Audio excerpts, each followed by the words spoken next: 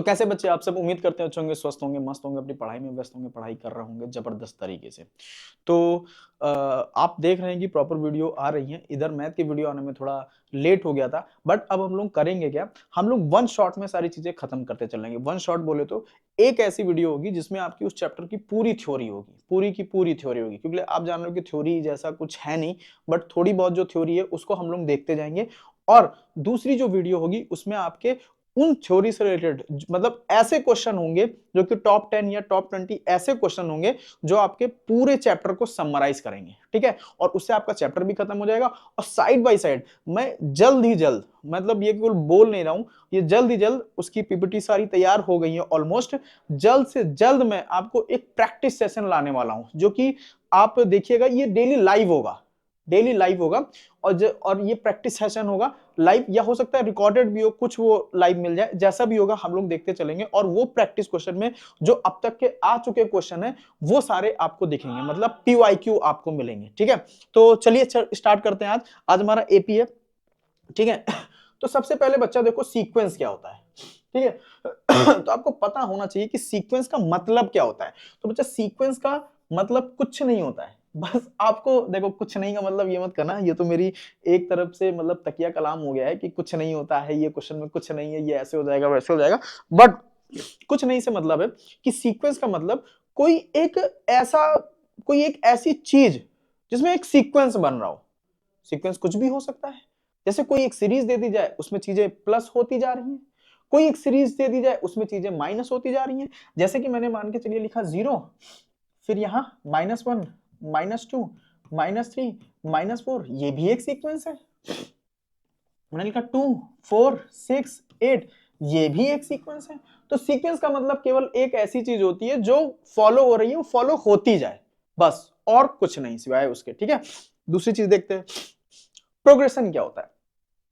तो देखो, प्रोग्रेशन भी कहीं ना कहीं उसी से मिलता जुलता है, ठीक है। और प्रोग्रेशन से ही अभी आगे आया है अरिथमेटिक प्रोग्रेशन, ठीक है। तो प्रोग्रेशन का मतलब कोई चीज या तो ऐड हो रही हो, सब्ट्रैक्ट हो रही हो, मल्टीप्लाई हो रही हो, या डिवाइड हो रही हो, मतलब सेम वही हो रहा हो। मतलब अगर 2 से मल्टीप्लाई हो रहा है तो पूरे सीरीज में 2 से ही मल्टीप्लाई हो रहा है, अगर 2 से डिवाइड हो रहा है तो पूरे सीरीज में 2 से ही डिवाइड हो जा रहा है, ठीक है। तो उसे कहते हैं प्रोग्रेशन। भाई प्रोग्रेस से ही बना है क्या, प्रोग्रेशन। अब देखो, प्रोग्रेशन हमारे जनरली कितने टाइप के होते हैं, तो हमारे जनरली 3 टाइप के होते हैं प्रोग्रेशन। एक होता है एपी, जिसे हम लोग अर्थमेटिक प्रोग्रेशन बोलते हैं। दूसरा होता है जीपी, जिसे हम लोग जियोमेट्रिक प्रोग्रेशन बोलते हैं, ये आपको क्लास 11th में देखने को मिलेगा। और तीसरा होता है एचपी, जिसे हम लोग हार्मोनिक प्रोग्रेशन बोलते हैं।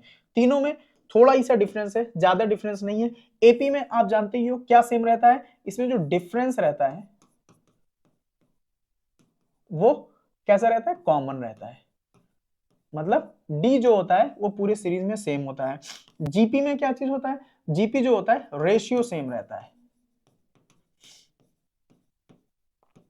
ठीक है। मतलब जैसे इसमें टर्म माइनस प्रीवियस टर्म करके हम लोग डिफरेंस निकालते हैं, वैसे ही इसमें टर्म अपॉन प्रीवियस टर्म करके रेशियो निकालते हैं, जो कि पूरी गिवन सीरीज का सेम रहता है, ठीक है। और एपी एचपी हमारा कुछ नहीं, हार्मोनिक प्रोग्रेशन होता है, और ये हमारा 1/AP होता है, मतलब एपी का रेसिप्रोकल होता है। मतलब एपी मान के चलो, अगर 1 2 3 4 ये है, डिफरेंस एक एक का है, तो ये क्या हो जाएगा 1, 1/2, 1/3, 1/4, ये हमारा एचपी हो जाएगा। और वहीं अगर जीपी की बात करें तो क्या है, जैसे 2 है, 4, 4/2, 2 आ रहा है, तो इसके आगे 8, 8/4, 2 आएगा, फिर इसके आगे 16, 16/8, 2 आएगा, फिर ये 32, ऐसे चलता जाएगा, ठीक है। तो ये हमारी जीपी होती है, जिसमें कि रेशियो सेम होता है। और आप इसको जान ही गए, ठीक है, ठीक है। ये आपने देख लिया प्रोग्रेशन क्या होता है। नेक्स्ट देखते हैं, नेक्स्ट क्या है हमारा, बहुत ही छोटे उसमें हम लोग इसको समाप्त कर देंगे, टाइप्स ऑफ एपी। अब आप एपी जान गए कि भाई एपी में कॉमन डिफरेंस होता है, ठीक है। अब आते हैं टाइप्स ऑफ एन एपी। क्या होता है इसमें टाइप्स ऑफ एपी में, दो टाइप की हमारी एपी होती है। कौन कौन सी दो टाइप की एपी, अब भाई एपी के भी टाइप, ये तो बुको में बना दिया था, तो ये कुछ नहीं है, ये आपने जो पढ़ रखा है फाइनाइट और इनफाइनाइट, वही है उसके टाइप, ठीक है। एक होता है फाइनाइट एपी, और एक होता है इनफाइनाइट एपी। ठीक है, फाइनाइट एपी का मतलब जैसे आपको दे दिया जाएगा 2 4 6 8 10 12, इसमें दे दिया जाए 2 4 6 8 10 12 14 16 और ये चलती जाए, तो भाई क्या है तो एपी, क्योंकि हमारी जो डिफरेंस, कॉमन डिफरेंस वाला टर्म है उसको फॉलो कर रही है। बट ये क्या है, इसका लास्ट टर्म हमको पता है जो कि है 12। इसका लास्ट टर्म आप बता सकते हो? नहीं बता सकते हो। जैसे आपने फर्स्ट चैप्टर में पढ़ा होगा नॉन टर्मिनेटिंग नंबर, तो नॉन टर्मिनेटिंग नंबर तो पूरा एक ही नंबर होता है। बस वैसे ही जैसे आप नॉन टर्मिनेटिंग नंबर में लास्ट टर्म नहीं बता सकते हो, सेम वैसे ही आप इसमें लास्ट टर्म नहीं बता सकते हो, उसमें लास्ट डिजिट नहीं बता सकते हो, इसमें लास्ट टर्म नहीं बता सकते हो। तो ये क्या हो जाती है, इनफाइनाइट एपी। ठीक है, अब देखो general term of an AP. General term का मतलब बोले तो बच्चा ये आपका एक तरफ से फॉर्मूला ही हो गया कि जनरल टर्म मतलब ऐसी कौन सा फॉर्मूला या क्या चीज है जिसके तहत इसके सारे क्वेश्चन फॉलो करते हो कि हाँ भाई ये एपी में लग रही हो। एक जर्नल चीज है, जर्नल चीज जैसे भाई होती है, जैसे मैं आपसे पूछूं कि मुझे बताओ कि क्वाड्रेटिक की जनरल इक्वेशन क्या होती है, तो आप क्वाड्रेटिक की जनरल इक्वेशन बताते हो ना, ax² plus bx plus C equal to 0। मतलब जितनी भी क्वाड्रेटिक इक्वेशन होंगी सब इसको फॉलो करेंगी, तो ये एक जनरल फॉर्मूला हो गया। वैसे एक जनरल टर्म क्या होता है, वो होता है an equal to a plus n minus 1 D. अब इसमें सारी टर्मोलॉजी हमको जाननी होती है। an क्या होता है, ये हमारा लास्ट टर्म होता है। a क्या होता है, ये फर्स्ट टर्म होता है। n क्या होता है, नंबर ऑफ टर्म्स होते हैं। और d क्या होता है, कॉमन डिफरेंस होता है। ओके, आई होप कि इतना आपको समझ में आ गया होगा। अब इसमें क्या आपको सीरीज दी होती है और उसी में सारी चीजें गिवन होती हैं। जैसे कि मान के चलो मैं आपको एक बहुत ही छोटा सा क्वेश्चन बताते हुए चल रहा हूं। जैसे हो गया 2 4 6, ठीक है, और डॉट डॉट डॉट मैंने ले लिया 12। अब हमको इसमें n की वैल्यू नहीं पता है, वैसे तो आप काउंट करके निकाल सकते हो क्योंकि सीरीज छोटी है। मान के चलो n की वैल्यू नहीं पता है बट ये एपी को फॉलो कर रही है, तो हम लोग क्या इससे निकाल सकते हैं, एग्जैक्टली निकाल सकते हैं। आप यहां देखो a की वैल्यू क्या है, 2 है, an लास्ट की मतलब लास्ट टर्म की वैल्यू क्या है, 12 है, और d की वैल्यू क्या है, 2 है। The term minus previous term, the term minus previous term. ठीक है, तो यहां से अगर आप रखोगे an equal to a plus n minus 1 D की वैल्यू अगर रखोगे तो an की वैल्यू क्या है 12, a की वैल्यू है 2 प्लस n माइनस 1 और d की वैल्यू है 2। आप इसको सब्ट्रैक्ट करो तो क्या आ जाएगा 10/2 5 और यहाँ पे 6, मतलब ये इधर आ जाएगा प्लस में, तो n की वैल्यू 6 आ जाएगी। आप देख लो क्या इसमें 6 टर्म है, देखो 1 2 3, चौथा टर्म क्या होगा 8 आएगा, पांचवा टर्म क्या आएगा 10 आएगा, और छठा टर्म क्या हो गया 12 हो गया, तो टोटल 6 टर्म है। तो ऐसे करके ये जनरल फॉर्मूला होता है जिसके तहत हम लोग ये सब निकाल सकते हैं। नेक्स्ट देखते हैं क्या है, सम ऑफ एन एटम। ठीक है, अच्छा देखो ये चलने से पहले, इसको चलने से पहले मैं आपको दो चार चीजें और बताता चलूं जो इसमें छूटती जा रही हैं।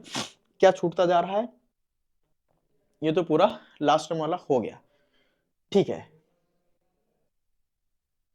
देखो देखते हैं, पहले आगे देखते हैं, अभी मैं आपको देखता हूं क्या छोड़। देखो sum of n terms of AP, ठीक है, sum of n terms of AP का मतलब हो गया कि भाई इसमें मान लो कोई एपी दिए, उन सबका सम निकालना हो। जैसे कोई भी एपी है, जैसे मान के चलो एक क्वेश्चन इस पे आप जानते ही होंगे, बहुत ही बढ़िया क्वेश्चन है जो अक्सर आप कहीं भी जाओगे तो आपको पूछा जाएगा कि भाई मान के चलो कि कोई सीढ़ी है, ठीक है, और सीढ़ी पे क्या है, पहली सीढ़ी पे एक फूल, दूसरी सीढ़ी पे दो फूल, तीसरी सीढ़ी पे तीन फूल, चौथी सीढ़ी पे चार फूल, पांचवी सीढ़ी पे पांच फूल, और ऐसे 1000 सीढ़ी है और 1000वीं सीढ़ी पे 1000 फूल रखे जाएं। तो बताओ नीचे से लेके ऊपर तक टोटल कितने फूल का यूज हुआ है। तो भाई ये किसी और उससे नहीं होता, ये कोई ट्रिक व्रिक नहीं है, सीधे इस फॉर्मूले से होता है कि भाई आपने पहली सीढ़ी पे एक फूल, दूसरी सीढ़ी पे दो फूल, तीसरी सीढ़ी पे तीन फूल, चौथी सीढ़ी पे चार फूल, ऐसे कर करके आपने इसको 1000 तक जोड़ना है।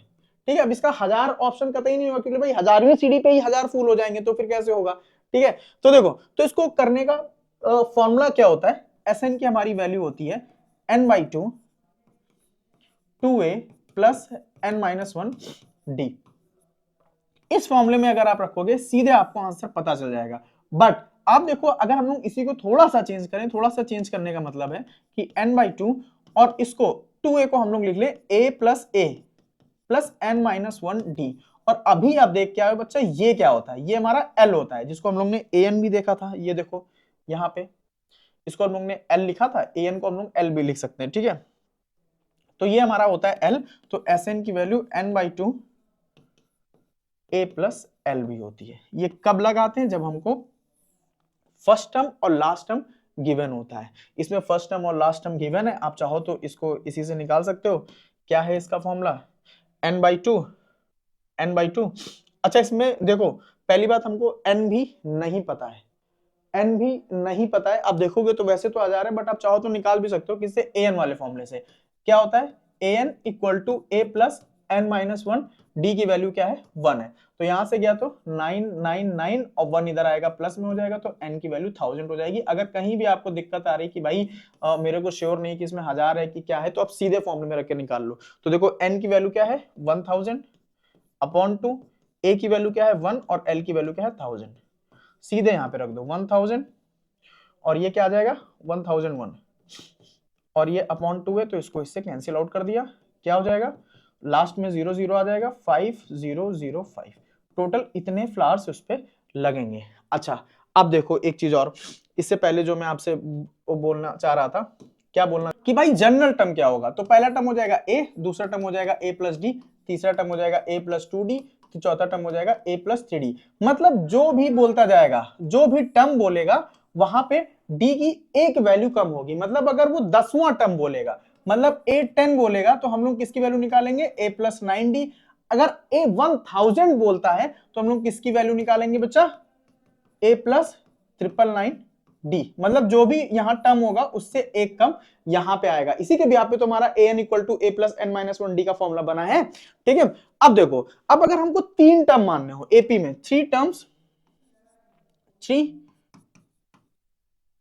Terms in an AP, 3 terms AP में कौन कौन से होते हैं, तो बच्चा इसको आपको ध्यान रखना और यही आपको मानने ही है। आप इसमें से मत मानने लगना, ठीक है, वरना क्वेश्चन कॉम्प्लिकेटेड हो जाएगा। तो ये क्या हो जाएगा, यहाँ पे a माइनस डी, a और a प्लस डी। आपको हमेशा अगर 3 टर्म मानने हैं तो बच्चा आप यही मानोगे। आप इसको देख भी सकते हो कि ये एपी में है कि नहीं है। तो देखो the term minus previous term, और यहां से क्या आएगा, the term minus previous term. आप देखो दोनों से डी डी आ रहा है, मतलब हमारा एपी को फॉलो कर रहा है। तो इसको आप ध्यान रखना, ठीक है। अब यहां से आप एक चीज और जान सकते हो, देखो जहां से ये पता चला, यहां से आप एक चीज ये जान सकते हो कि भाई जो भी सीरीज होगी, कोई भी सीरीज है, उसमें डी की वैल्यू क्या आएगी हमेशा, a2 minus a1, a3 minus a2। ये आपको फॉर्मूले के रूप में मिलता है, ठीक है। और a10 माइनस a9, ठीक है। ये आपको फॉर्मूले के रूप में देखने को मिलता है कहां, बुक्स में। और आप क्या हो जाते हो, परेशान हो जाते हो कि यार ये क्या लिख गया है। तो वो कुछ और नहीं है, ये फॉर्मूला यही है। ओके ओके, आई होप कि ये भी आपको समझ में आया होगा। अच्छा अब मान लो 4 टर्म अगर मानने हैं तो क्या मानोगे, 4 टर्म्स इन एन एपी। तो 4 टर्म क्या क्या मानते हैं, तो बेटा देखो 4 टर्म्स मानने के लिए a minus 3d, a minus D, a plus D और a प्लस 3d, ये आपको मानना होता है। अच्छा इसको भी आप चेक कर लेना, मेरी बातों पे मत जाना, जो भी हो सीधे चेक करो। मैथ इज ऑल अबाउट कि आपको आता हो तुरंत, कि आप तुरंत, आपकी स्किल इतनी अच्छी हो कि भाई आप तुरंत उसको दूध का दूध पानी का पानी कर दो।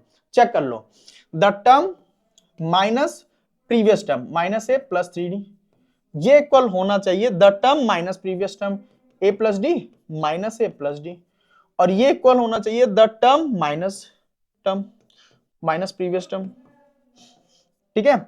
यहां पे देखो ये दोनों खत्म, यहां पे देखो ये दोनों खत्म, और यहां पे देखो क्या खत्म हो जाएगा, ये खत्म हो जाएगा। यहां से d minus D plus 3d क्या आ जाएगा, 2d आ जाएगा, d प्लस डी 2d आ जाएगा, 3d माइनस डी 2d आ जाएगा। तो मतलब क्या, सबसे डिफरेंस सेम आ रहा है, मतलब कि भाई हमने जो माना है वो गलत नहीं है, वो सही है, बस मैं आपको ये दिखाना चाहता हूं। ठीक है, तो आप दो टर्म 3 टर्म मान सकते हो एपी में, और यही आपको मानना है बच्चा। और देखो एक होता है क्या, ये सम की थ्योरी लगती है, और फिलहाल इस एपी चैप्टर में कुछ भी नहीं है। ठीक है, अब इसके बचे हैं केवल क्वेश्चंस। हम लोग नेक्स्ट चैप्टर में, सॉरी नेक्स्ट वीडियो में इसके जितने क्वेश्चंस हैं, जितने क्वेश्चन का मतलब हो सकता है कि वो वीडियो एक वीडियो में ना हो जाए, 2 वीडियो में हो जाए, बट ज्यादा बड़ी वीडियो ना करके ऐसे क्वेश्चन लेके आएंगे कि भाई पूरा चैप्टर आपका वाइंड अप हो जाएगा, और बस आप इसको खत्म करते जाइए। और प्रैक्टिस बैच में आपको लिटरली मजा आने वाला है, उसके लिए आपको कोई पेमेंट नहीं करनी। और हाँ, अगर आपको मॉक टेस्ट सॉल्व करना है, मैं आपको बता दूं कहां पे जाना है। आपको सीधे यूनाइटेड लर्निंग के, कोई ना कोई गाना ही चल रहा होगा भाई इस पे, देखा, मैं समझ रहा हूं ना। देखो, यूनाइटेड लर्निंग के ऑफिशियल चैनल पे जाना है, चैनल बोले तो लिंक पे जाना है। जैसे ही आप unitedlearning.in डालोगे, गूगल आपको यहाँ पे रिडायरेक्ट कर देगा। यहाँ पे आते ही आप जैसे मोर ऑप्शन पे जाओगे, मोर पे नहीं, मॉक टेस्ट पे जाओगे। मॉक टेस्ट पे जाते ही आपको यहाँ क्लास 10th वाले सेक्शन में चले जाना है, और क्लास 10th के सेक्शन में जाते ही आपको बच्चा आपके मॉक टेस्ट खुल जाएंगे। और ये मॉक टेस्ट आप लगाओ, और जो भी क्वेश्चन ना आए, और भाई ये क्वेश्चन बेहतरीन लेवल के हैं, मैं आपको लिख के दे रहा हूं। अगर आपसे इसके इस सीट के क्वेश्चन हो जाएंगे ना, मैं आपको लिख के दे सकता हूं कि आप भाई 90 से कम नहीं आओगे। ठीक है, तो जो भी क्वेश्चन ना आए, आप सीधे यहाँ पे व्हाट्सएप का लिंक दिया है, आप सीधे जाके वहां पे वो क्वेश्चन बता सकते हो कि भाई मेरे को मॉक टेस्ट 3 के पॉलिनोमियल का इस क्वेश्चन में डाउट है, या ये क्वेश्चन ऐसे है कि इसको और किस तरीके से कर सकते हैं, या इसको और किस तरीके से किया जा सकता है, क्या ये आंसर सही है कि नहीं सही है, आप सारी क्वेरी को सॉल्व कर सकते हो। तो उम्मीद करते हैं कि ये वीडियो आपके लिए हेल्पफुल रही होगी। मिलते हैं नेक्स्ट वीडियो में, तब तक के लिए बच्चा जय हिंद।